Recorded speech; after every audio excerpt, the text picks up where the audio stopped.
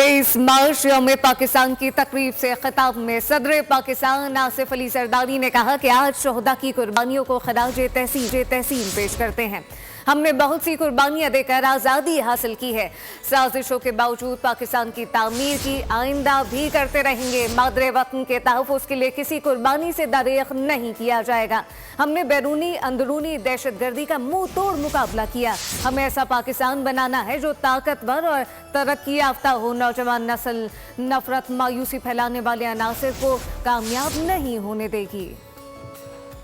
हम वतन के शहदा और गाजियों को खराज तहसीन पेश करते हैं। पाकिस्तान का मकसद एक ऐसा मजबूत और जदीद इस्लामी फलाई मुमलकत है जहाँ मसवात का बोलबाला हो और कानून और इंसाफ की हुक्मरानी हो।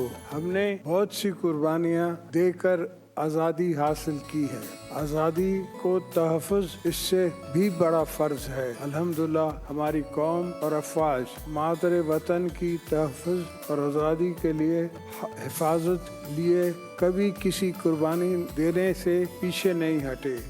हमने बैरूनी और अंदरूनी दहशतगर्दी का मुंह तोड़ मुकाबला किया है।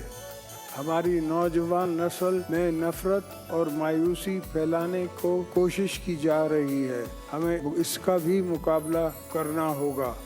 5th जनरेशन वॉरफेयर एक चैलेंज की सूरत इख्तियार कर गई है।